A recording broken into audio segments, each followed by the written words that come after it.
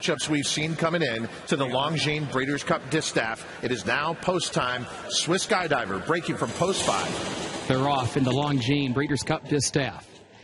There's Horologist between horses along with Lady Kate, and Harvest Moon is up close. And there goes Ollie's Candy from the outside. Lady Kate has a narrow lead from Harvest Moon, who's right there to the inside, heading into the first turn. Those two in close quarters there. Lady Kate now starts to move by. Harvest Moon second a half length. Ollie's Candy forwardly placed in third. Horologist fourth. Monomoy Girl 3 wide and fifth. 3 lengths off the early lead. CC is sixth back toward the inside. Swiss Skydiver seventh between horses. Valiance is eighth to the far outside. And then Dunbar Road is ninth, and a gap of 6 more lengths back to Point of Honor, who is 10th and last. It was 23.11 seconds, the time for the opening quarter. Harvest Moon the leader, and Lady Kate second on the outside. A half length separate the top two. Ollie's Candy third and between horses, a length and a half off the leader. Horologist fourth down toward the inside. Monomoy Girl in the clear, far outside and fifth, still 3 lengths from the lead though as they head for the far turn. CC is next. Swiss Skydiver is against the rail, 6 lengths off the lead. Valiance to her outside. Dunbar Road, and then Point of Honor at the back, 46.03 seconds for the opening half mile. Lady Kate alongside of Harvest Moon. Here's Ollie's Candy looking for some running room now toward their outside, and Monomoy Girl gets engaged now, moves up from fourth into third. Valiance is moving behind her. Harvest Moon is the leader with a quarter mile to go in the distaff, leading Monomoy Girl a length and a half. Valiance third up on the outside. Harvest Moon is right there. Swiss Skydiver is looking for running room down toward the rail. Monomoy Girl got the jump though, and she leads the field into the final furlong. Valiance to her outside. Harvest Moon third, Swiss Skydiver fourth. Valiance trying to catch Monomoy Girl.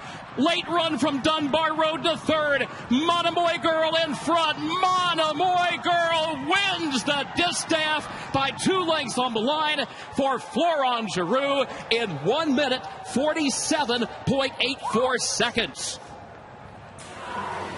In a sport where our stars do not stay around long enough, Monomoy Girl stays around to her 5-year-old season to win the Longines Breeders' Cup Distaff yet again.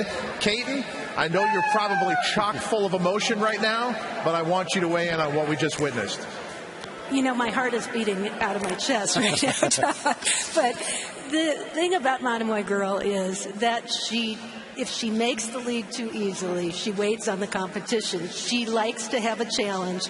So the key was Florent waiting as long as possible to take the lead because he didn't want to let her get to loafing around and then get caught at the wire. But she's become so much more professional.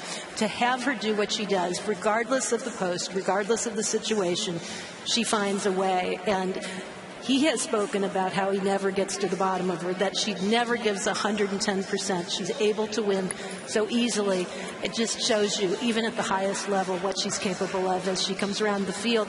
Gives me a heart attack every time because you wonder, is she going to be able to run down the speed against quality horses every step of the way? Swiss Skydiver in the inside, but Monomoy Girl gets that jump and seems to know exactly what her job is and does it with aplomb. Yeah, she has horses to her inside in the Matthew, a late challenge by Valiance, but in the end, it was only a challenge for second there as Monomoy Girl finds more, as Kaiten said.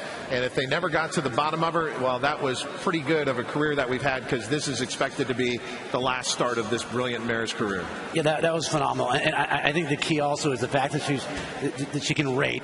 Rateable, and you're on the best horse, which is obviously the case with Monomoy Girl. You just want to avoid problems. You want to avoid traffic. So she has an outside draw. Let's get that position. We can move over a little bit. We can afford to be a little bit wide in this race. We can't be too wide. So they were probably, 2-3 path in the early to middle part of the race. Little wide turning for home. You're on the best horse. It's better to be a little bit wide turning for home than stuck in traffic with horses in front of you or having that option or should I dart down on the inside or stay to the outside. They never had to make that decision outside the whole trip. I think Drawn beautifully helped, and Monomoy Girl, I think she was a little tired at the end of this race, but you nailed it, I think. The ability to find more when necessary, and she put that on display once again. The final time for the 1 1/8, 1:47.4, just 1/5 of a second off the track record, but the time is not what is important here. And Kaiten, as we talked about, the connections pretty much declared this would be her last start. It is a perfect way for her to go out on a remarkable career, but the fact that we got to experience her one more time at the Breeders' Cup is a phenomenal sporting gesture by these connections. This is going to be a very emotional winner's circle, I would imagine. I'm certain of that. And, you know, I know from the Brad Cox team, while there was the utmost confidence in how she was doing and what she was going to do today, barring anything unforeseen, there were so many nerves surrounding the idea of just allowing her to be able to show what she could do and go out on a winning note.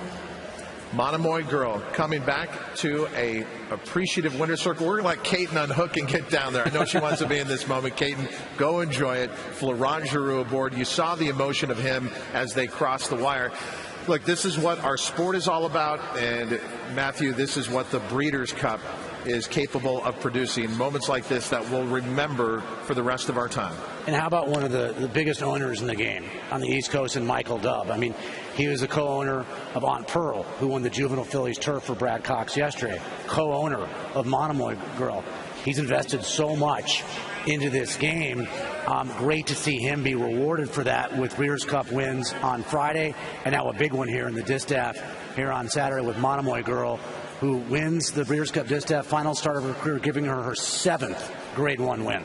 Astonishing. The anticipated showdown between